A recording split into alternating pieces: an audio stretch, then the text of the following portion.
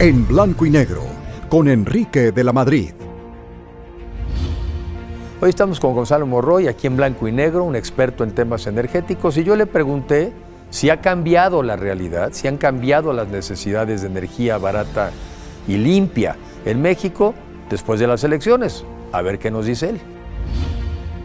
Gonzalo, qué gusto estar contigo una vez más, ahora en este otro espacio de En Blanco y Negro, en donde tenemos más oportunidad de platicar un poco más largo de los temas. Y bueno, pues no está limitado a los que sabemos que siempre hablamos de energía, podemos hablar de otras cosas, pero alrededor de estos temas. Primero, bienvenido. Al contrario, Enrique, qué gusto platicar contigo, siempre es un placer. Estamos teniendo esta conversación además después de unas elecciones, entonces creo que también ya no hay el sesgo de que lo que digamos es porque queremos influir, porque además ya nos dimos cuenta que no influimos de nada. Exacto. Entonces digo, podemos seguir hablando y no influenciar, pero me parece que eso no quita que la realidad es la realidad y no quita, a mi juicio, a ver tú qué opinas, pues que vivimos primero en una economía cada vez más eléctrica. Sí. Es una economía que necesita cada vez más energía porque desde que nos paramos en la mañana dejamos esta cosa cargando en la noche, ¿no? En muchas, bueno, pues obviamente los refrigeradores, en nuestras casas, muchas veces la cafetera, desde la mañana prender la luz, pero también se está yendo la economía, la del mundo y la nuestra eventualmente, al uso del vehículo eléctrico, ¿sí? A una industria que es muy intensiva en electricidad y está creciendo la parte industrial en México, sobre todo en el norte del país. El otro día que estaba en Monterrey, está creciendo el 11% anual. 11. Sí.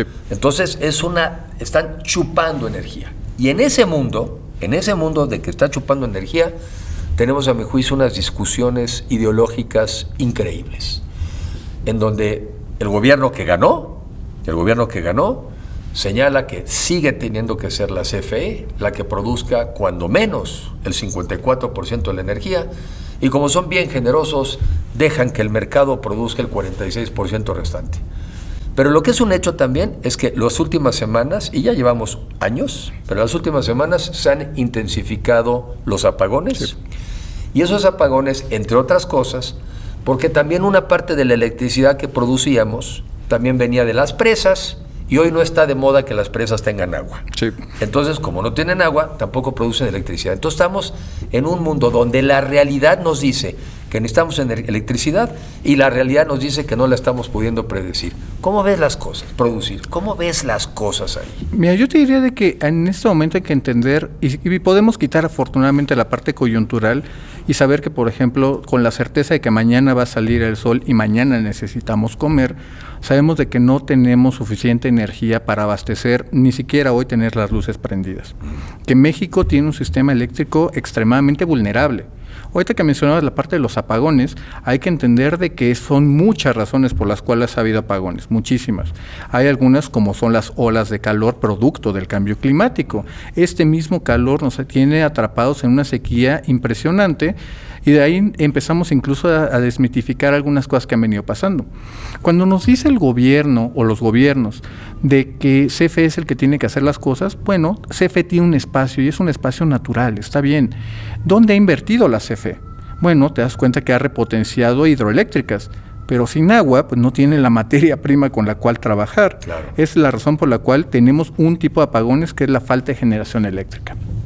Seguramente tú y mucha gente se acordará de cuando fue esta famosa quema de pastizales, que no ocurrió, eso no fue lo que ocurrió, y eso fue por una falla en las líneas de transmisión de un sistema que no se ha expandido. Vemos incluso también de que es típico, y ese es el más común de todos, cuando se truena un transformador en alguna colonia. O incluso en el caso de Querétaro hace unos meses, que se quedaron 2 días sin luz porque se voló una subestación.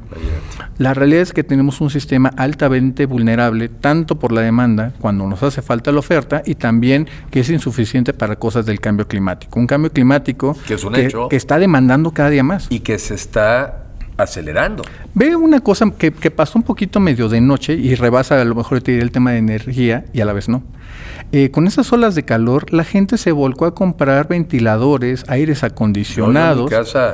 En mi casa, pues de plano de que a veces era hasta fría, bueno, si acabamos comprando estos mini splits, ¿no? Exactamente. Pues que lo compras porque de otra manera muchas personas nos dicen, yo ya no puedo dormir. Así es. No puedo dormir, con este calor no puedo dormir. Y entonces al día siguiente, bueno, se arrastra todo, eres un zombie. Eres simpatiquísimo, ¿no? Estás de súper buenas. Entonces, esa demanda de esos productos en México va al alza. Así es. Y nada más para darles una idea. Por ejemplo, poner un aire acondicionado ya no necesitas únicamente el de 110, que es la que ocurre típicamente en las casas. Requieres una de 220. Imagínate. Y cuando le sumas, porque para la noche, para poderlo hacer tolerable, no digo que sea un lujo. No. Esto tengo que ser muy claro. No es un lujo. Sí, ya no es un lujo, es una necesidad. Tenemos lugares en Veracruz, en la Huasteca Potosina, donde la sensación térmica rebasaba los 51 grados. Duerme con eso. Es imposible. No le vamos a decir a la gente, oye, haz patria y aguántate. Pues no, eso tampoco es, porque como muy bien lo acabas de decir, lo vas a arrastrar sobre tus días. Y a mí lo que no me gusta, y te estoy interrumpiendo un poco, es que me diga, mira, sí, está bien eso que digas, pero también siempre y cuando la CFE produzca el 54%.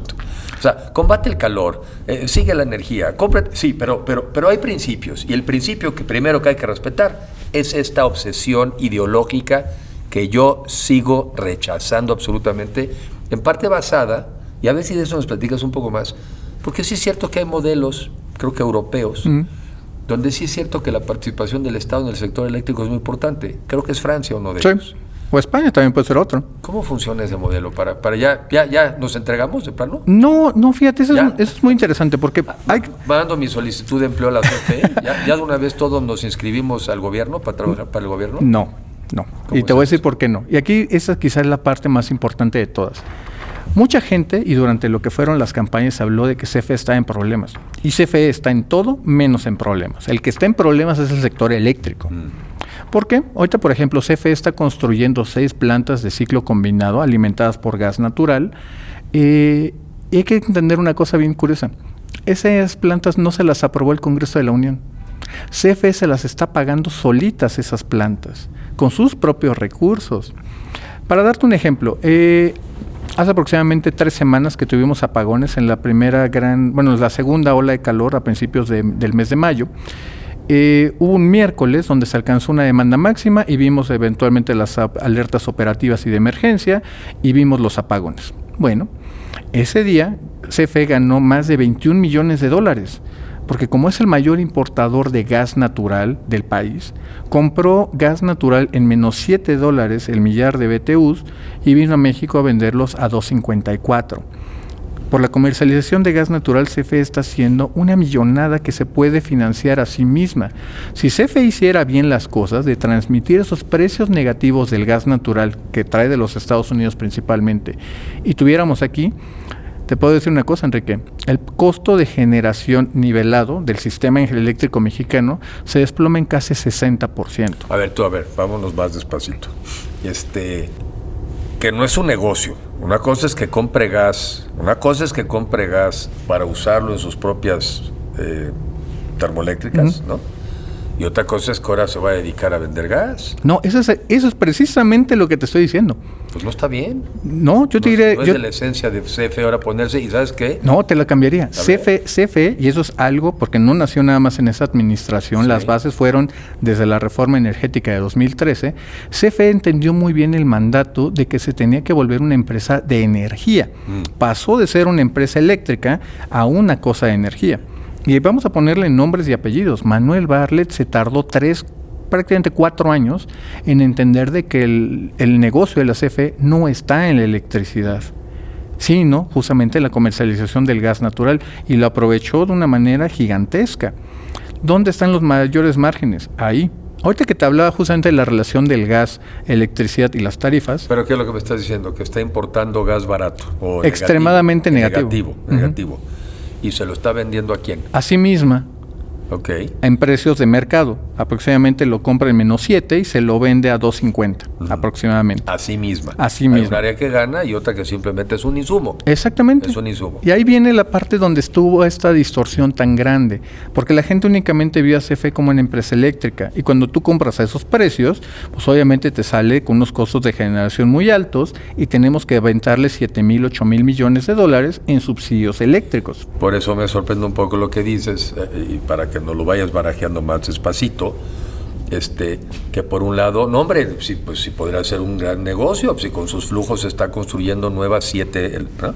Sí, nomás que cada año recibe subsidios del gobierno federal porque no le pasa el costo de producción a los usuarios, todo al usuario doméstico, sí. no se lo pasa, y para que entonces el usuario doméstico no pague mucho, y como la CFE sí le costó mucho, estamos dándole subsidios. Sí. A ver, explícame un poco Exactamente. esa inconsistencia. Claro que sí, claro que sí. Porque no parece que No. CFE nos esté dando negocio a los mexicanos. No, le acabas de pegar exactamente esto. Donde está hoy el gran margen es en la compra y comercialización del gas natural. Ok. Lo compra literalmente en Estados Unidos, en la zona del Permian principalmente, lo mete a México y aquí lo vende a precio de mercado como si lo hubiera traído de Texas. Sí. Ok. Ese, típicamente los contratos que están de gas natural y también de electricidad, el costo del gas, del costo del combustible, se conoce como un pass-through. En otras palabras, si yo lo compré a ese precio, te lo reflejo en el precio de la tarifa. ¿Ok? CFE no está haciendo eso. CFE lo que dice es de que, bueno, yo lo vendo a mercado y ahí lo transmito actual. Artificialmente CFE está inflando sus costos. Eso es lo que estoy diciendo.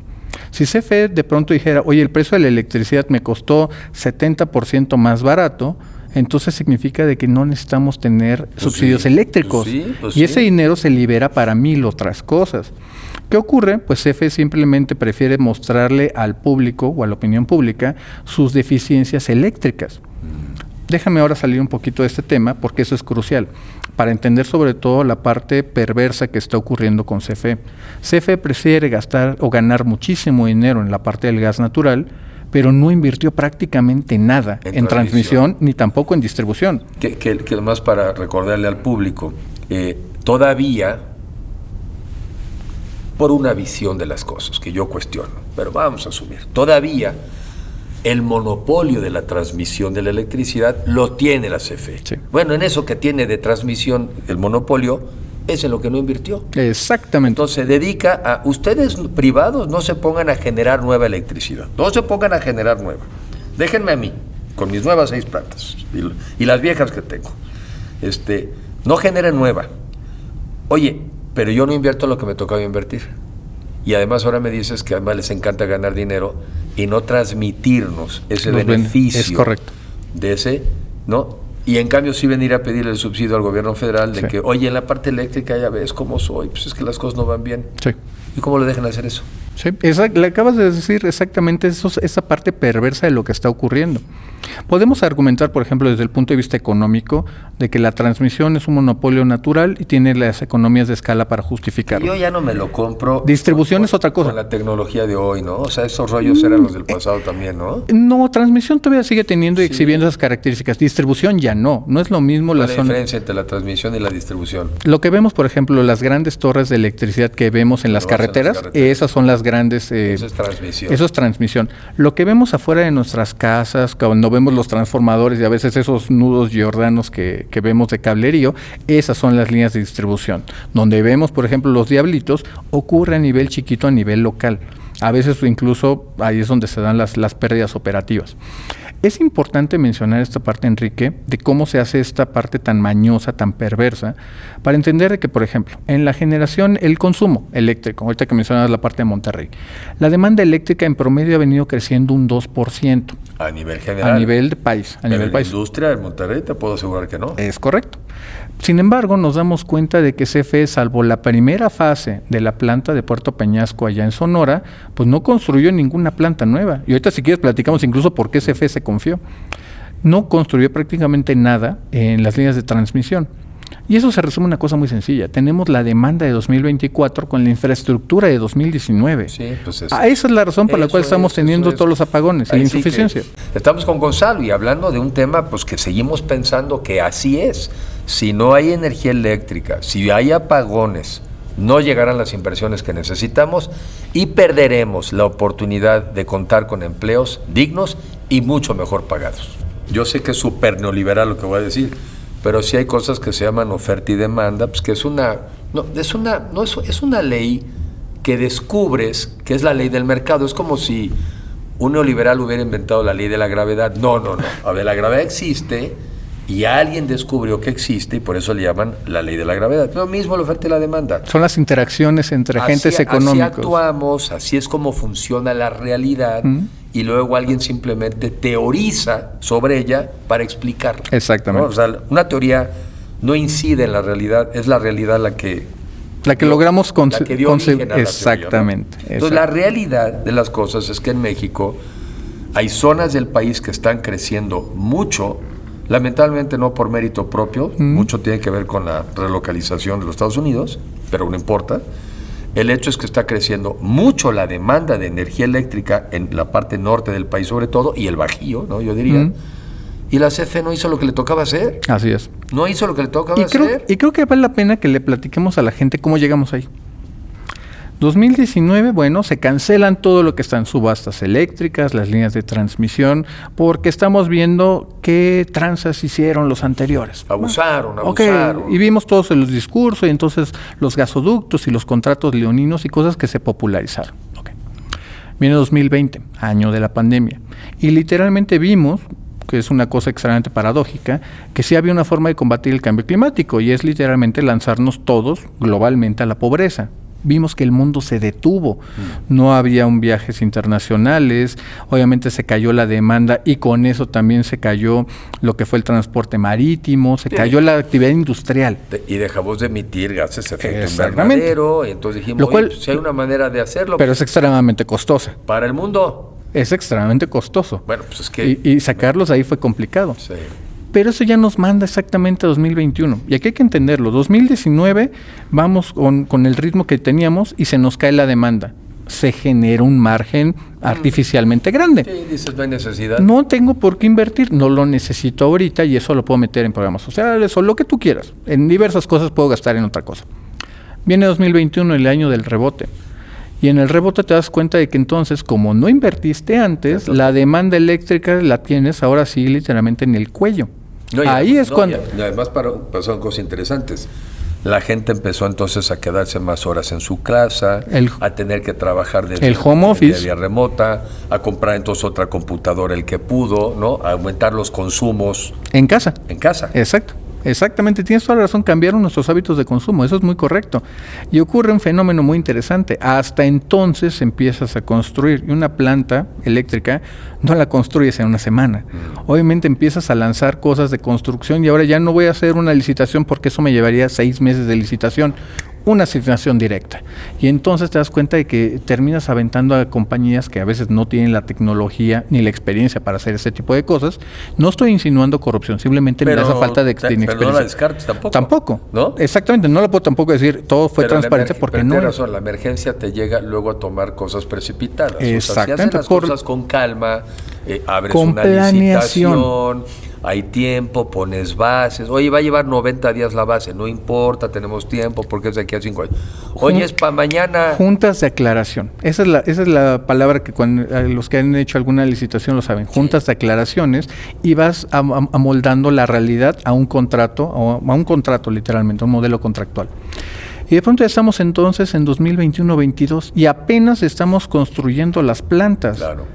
¿Qué ocurre? Es muy probable de que hasta el 2 de septiembre de este año van a empezar 3 de las 6 plantas que te estaba platicando, Enrique. Obviamente cuando ya terminó la temporada de calor, una temporada de calor que ha sido extremadamente, gracias por desgracia, el cambio climático, se vienen incrementando progresivamente las temperaturas. La Ciudad de México en el mes de mayo, de forma consecutiva, rebasamos nuestros récords. Sí, pero lo que no otra vez quiero dejar claro sobre la mesa, porque vivimos épocas y un mundo de irresponsabilidad. ¿Qué quiere decir irresponsabilidad? Que la gente no responde de sus actos. Sí. Y entonces, y particularmente pues en los gobiernos que hoy tenemos, todo les cae como anillo al dedo. Una de las cosas que les cae como anillo al dedo es el calor. Pues es que es el calor. Nunca nadie te dirá honestamente como debiera de ser, pues sí, nos atrasamos en la generación o en la construcción de nueva oferta. No, cayó el calor. Y peor aún. Y la gente te cree. Y peor aún, porque ahí es donde de nuevo la gente no puede negar la interpretación o tener diferentes interpretaciones de la realidad, pero no puedes negar la realidad. No, sí se puede. Ya vivimos una época nueva. Déjame darte un ejemplo. Hoy, por ejemplo, como lo platicamos al principio, CFE decidió por una cosa literalmente es ideológica de que vamos a repotenciar nuestras hidroeléctricas. Si tú revisas lo que tenemos en Angostura, en Chicoacén, que es la parte de Tabasco, Chiapas, están muy bien, pero nuestras grandes hidroeléctricas, las que tenemos en Aguamilpa, el sistema Solidaridad con la Yesca, el Cajón, otras, Necaxa incluso, pues están en niveles extremadamente bajos. Infiernillo, con los que quizás no lo recuerden, está en la parte de Michoacán, yendo hacia Lázaro Cárdenas, Ixtapas y Guatanejos. Es espectacular pasar por esa muy carretera. Correcto. Es espectacular. Pero ¿qué ha pasado? Como no ha llovido, cosas como el lago de Pátzcuaro ya puedes caminarlo a pie. Sí, se secó. Sí. No podemos poder aventarles agua. Y yo quiero pensar, yo quiero pensar que pues por eso es importante tener en el gobierno, el que sea, es importante tener gente técnicamente preparada. Sí. Porque yo sigo pensando que no sé por qué esa parte no la entendemos. ¿Por qué es que los mexicanos no estamos de alguna manera castigando malos resultados? Y parece ser que lo vemos como actos de Dios, ¿no? De la casualidad. De la casualidad, como si todavía fuéramos un poco pueblos primitivos, que esperáramos que una deidad resolviera las cosas, entonces hay que cantar fuerte para que caiga el agua. ¿Y por qué lo digo esto? Porque si no tenemos funcionarios capaces, y en este caso, un caso capaces, ni modo que la CFE no tengan 2 personas que sepan que vivimos en un mundo de cambio climático, que una de las consecuencias van a ser las sequías, y alguien diría, oiga, no necesariamente ya es tan relevante que sigamos dependiendo de las hidroeléctricas para la generación de la electricidad, porque sabe usted, los estudios de prospectiva nos señalan que las cantidades de agua en las presas van a bajar.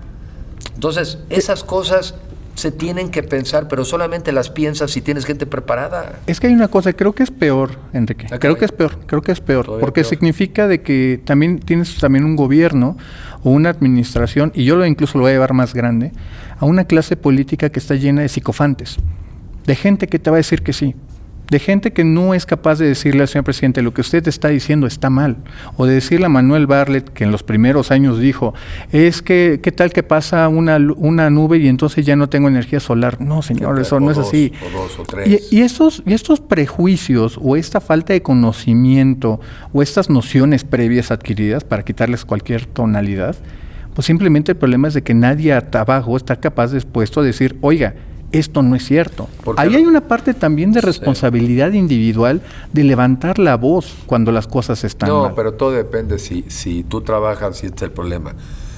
Yo creo que no hemos logrado desarrollar algo que era muy importante, que era el servicio civil de carrera. 100%. Y que era como le hacen los países europeos, sobre todo, pienso, pero igual Estados Unidos, no lo sé. Asia también es otro buen ejemplo. Donde tú tienes personal técnico en el gobierno, que son los expertos, los que llevan muchos años, los que tienen una vocación por el tema en el que están trabajando, no tienen un interés político, no les importan los partidos políticos, y entonces distingues entre el técnico y el directivo, que es una posición política. Sí.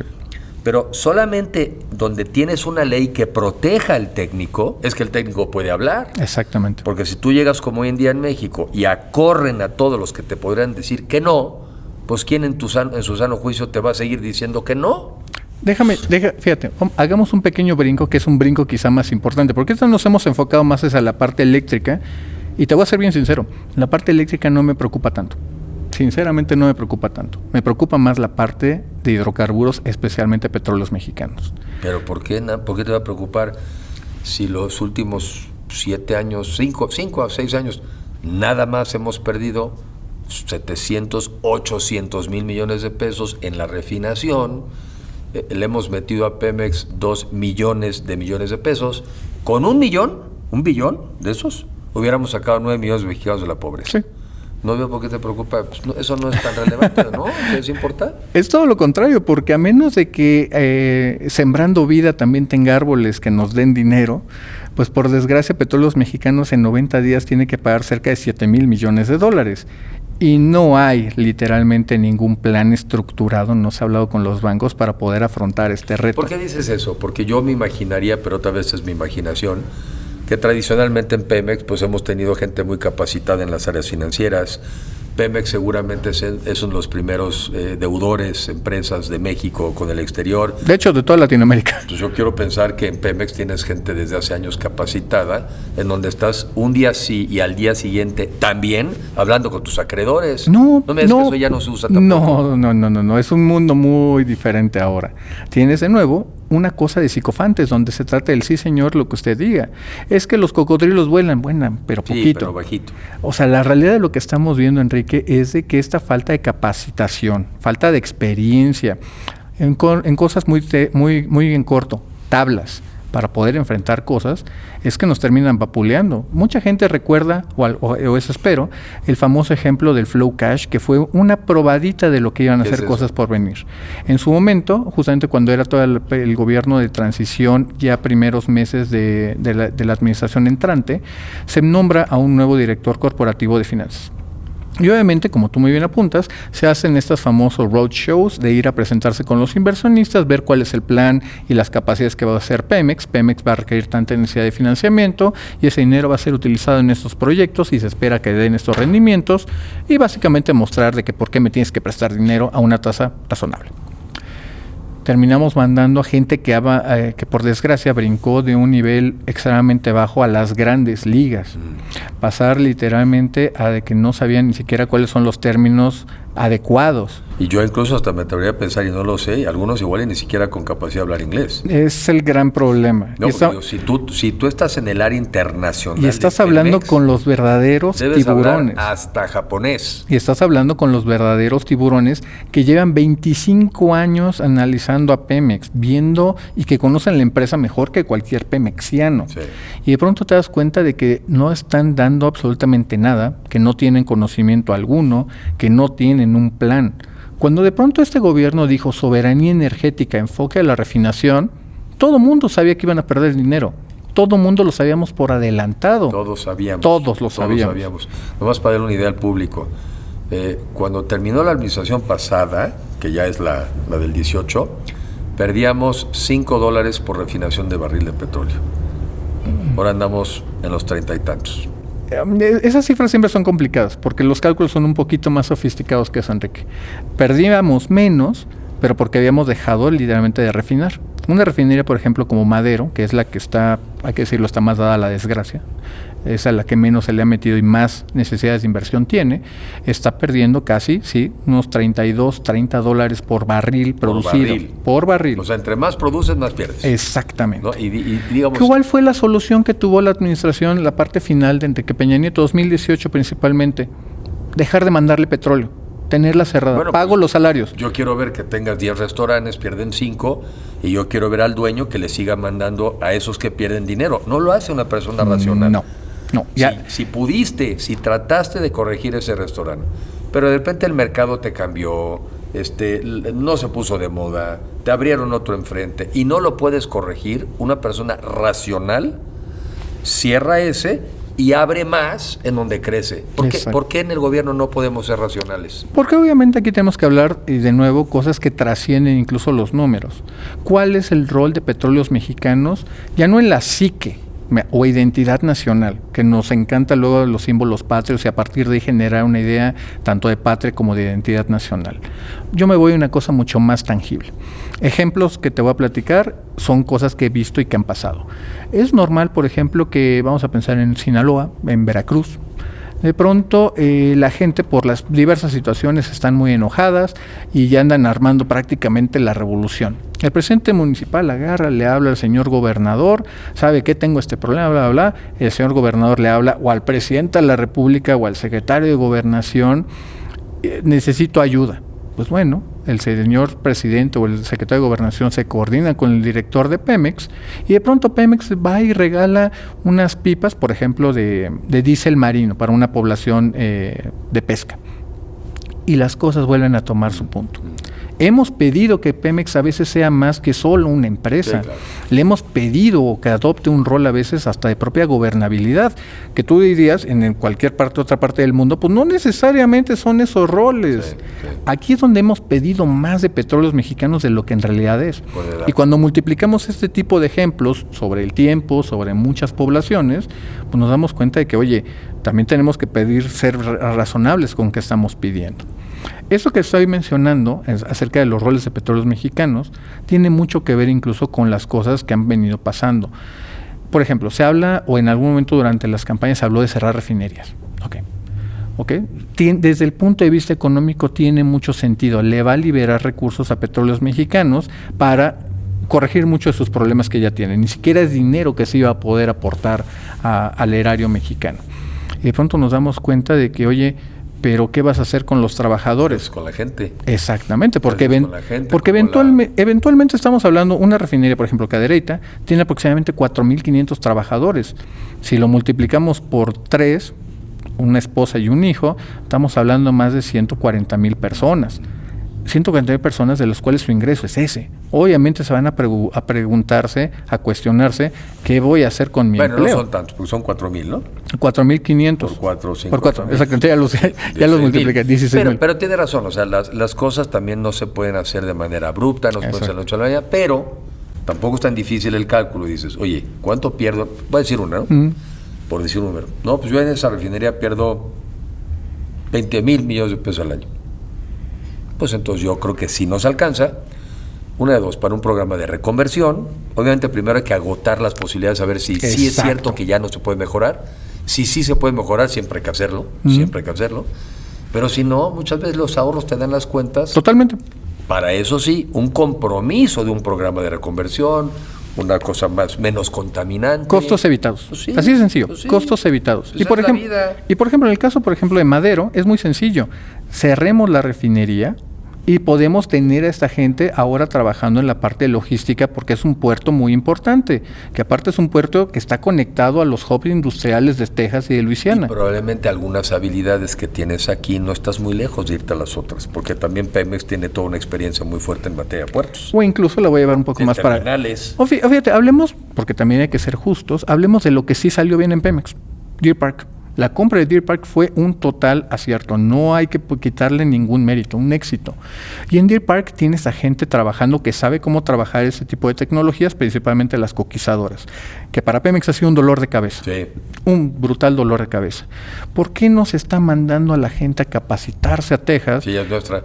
Para que sepan cómo hacer funcionar bien esa tecnología, que sirva ese intercambio, vale la expresión, entre hermanos. Bueno, ahora déjame llevarte algo más que creo que más de lo que yo quiero que la gente que nos escuche, y yo tengo un sesgo, lo tengo, entonces lo reconozco. Yo sigo pensando y sigo diciendo que la única manera de que nuestro país pueda salir de la pobreza, donde 9 millones de mexicanos viven en la angustia diaria de saber si van a comer o no, ¿no? No es menor. Sí. Más otros 40 y tantos, incluyendo, que están en pobreza, la única manera que la humanidad ha demostrado que se sale de la pobreza es con una economía que crezca mucho y sobre todo que vaya siempre a la vanguardia de los puestos más sofisticados posibles. Te ponía, creo que fuera del aire, o ya no sé si en el aire, decir, oye, yo me dedicaba a doblar camisas y eso era lo que me habían enseñado. Pero ahora descubro que si sé cosas de programación o inteligencia artificial, invento 30 veces más que doblar camisas. Pues lo lógico es que te muevas de doblar camisas hacia allá y no en 4 generaciones, en 4 meses o cursos o lo que sea, multiplicas varias veces tu salario. Pero eso va a atorarse en un país donde no tengamos energía. Porque las empresas sofisticadas, el mundo de los semiconductores, que es una realidad hoy en día, todas estas cosas tienen semiconductores, las cámaras, tu coche, el refrigerador, las computadoras. Eso, los Estados Unidos van a invertir en esa industria y podríamos ser socios de esa industria. Pero esas industrias no van a venir a México si no hay, de entrada, electricidad, no van a venir si no hay agua y no van a venir si no hay seguridad. Y eso es lo que yo me revelo a pensar que esta generación de mexicanos lo está dejando pasar. Estamos aquí con Gonzalo Monroy hablando de las posibilidades de México, que son muchísimas en este mundo de la relocalización, pero cómo sí se necesita energía limpia, barata y suficiente, pues para poder generar los empleos que necesitamos los mexicanos. Conclúyenos un poco en la parte de electricidad. Si seguimos como vamos, invirtiendo poco, asumiendo que no cambiara nada, si seguimos invirtiendo poco por parte de la CFE y inhibiendo las inversiones de la generación de electricidad, ¿vamos o no vamos a aprovechar el fenómeno de la relocalización y generar más empleos? No, la respuesta es categórica y es no. La respuesta es categórica y no. Y aquí hay que entenderlo claramente, no tenemos que proyectar, sino simplemente voltear a cosas que ya pasaron. Hoy Amazon está diciendo en Querétaro, bueno, a lo mejor no me pueden garantizar mi energía renovable y sobre todo confiable, porque ya fueron a tocar la puerta con CFE. Y eso que a mí me consta que yo estuve con los de Amazon y la pregunta que les dije, bueno, ¿y les garantizaron? Sí, claro, si no, no hubiéramos venido. O sea, y después ya vi semana pasada, pues que siempre no. Así es. ¿No? El otro ejemplo, Tesla. Tesla se vendió muy bien, México insertado en la economía 4.0 de última generación, empleos bien pagados. Y además los ingenieros del TEC se están yendo a San Antonio, pues mejor traigo Tesla al TEC. Claro. Casi fue la respuesta. Y de pronto te das cuenta de que, bueno, ¿qué crees? Tampoco puedes cumplir con los compromisos de energía, la confiabilidad de energía, la estabilidad de esa energía, porque el sistema en general sigue siendo vulnerable. Sí, claro. Obviamente yo te diría, sí, no tenemos esa capacidad, ya no para aprovechar el nearshoring. Por todo lo que habíamos platicado antes, hoy México tenemos problemas para mantener las luces prendidas. Si entra otra ola de calor, como muy probablemente va a pasar en este julio y agosto, vamos a volver a tener apagones. Y además, para recordarle al público, que no terminamos con eso y me alargué yo mucho, el problema no solamente son las casas, que sí son un problema, porque correcto. Tenemos la comida, ¿no? Se nos echa a perder la comida, se nos echa a perder el refrigerador, luego viene el golpe de regreso. Cada vez que paras una industria, que paras un horno, sí. que paras es dinero. Sí. Es dinero. Y es dinero que finalmente le repercute en el bolsillo de la gente. ¿Por qué no? Entonces, y puedes dañar. O sea. Y fíjate, incluso en eso, lo voy a bajar a un nivel incluso más abajo. Por ejemplo, un horno de una ladrillera. Tienes que quemar lo que sea. Y si no tienes, por ejemplo, electricidad, en algunas cosas que son eléctricas, pues vas a empezar a quemar llanta, petróleo, lo que tengas enfrente para mantenerlo prendido. Y a contaminar. Y la contaminación termina más grande. Fíjate una cosa, cuando hablamos del chamanismo o este pensamiento mágico, para ponerlo de una forma más sencilla, es triste que tengamos en el Valle de México, nuestra mejor apuesta sea rezar a que llueva para que bajen un poco los niveles de contaminación. No, sí, ya estoy volviendo a la milagrosa y la técnica. La milagrosa es que los mexicanos hagamos las cosas que tenemos que hacer. Y la técnica, pues se resale otra vez a la Virgen de Guadalupe. Dicen es la técnica. Seguramente tú y varios se acordarán de esa vieja anécdota que me platicaban mis abuelos, que cuando movieron a Tlaloc, llovió por 3 días en la Ciudad de México, inundaciones. No, esa no puede ser nuestra política ambiental. No. Hoy, ¿qué estamos haciendo para reducir las emisiones? ¿Cuáles son los planes de desarrollo urbano para poder dar y cubrir estas necesidades? Ahorita el sistema Cutzamala lo tenemos por debajo de un 30%. ¿Qué vamos a hacer cuando no podamos darle electricidad y que por ende no puedan funcionar las bombas para el agua? Ya está pasando. Y ya es una realidad. O sea, aparte de como tenemos que subir el agua, creo que hasta 3,000 metros. Sí. Y luego bajarla, pero sobre todo lo que cuesta la subida, pues hubo apagón, pues no subió el agua. Con la única tranquilidad es que no había nada que subir porque ya tampoco había agua. Lo cual, de nuevo, no es que estamos hablando de un mundo imaginario, son cosas que ya están pasando y que las vivimos todos. Gracias, Gonzalo. Al contrario, Enrique.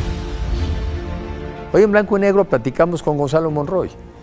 Y lo que me dice él, y yo coincido, es que las necesidades de energía suficiente, barata y limpia subsisten después de las elecciones. Y si queremos una economía que crezca y que genere sobre todo empleos dignos y cada vez mejor pagados, tenemos que resolver ese problema o nos quedamos sin empleos y simplemente no resolvemos nuestros problemas de pobreza sobre todo y de desigualdad en el país. Ese es el mensaje que nos deja hoy Gonzalo Monroy. En Blanco y Negro, con Enrique de la Madrid.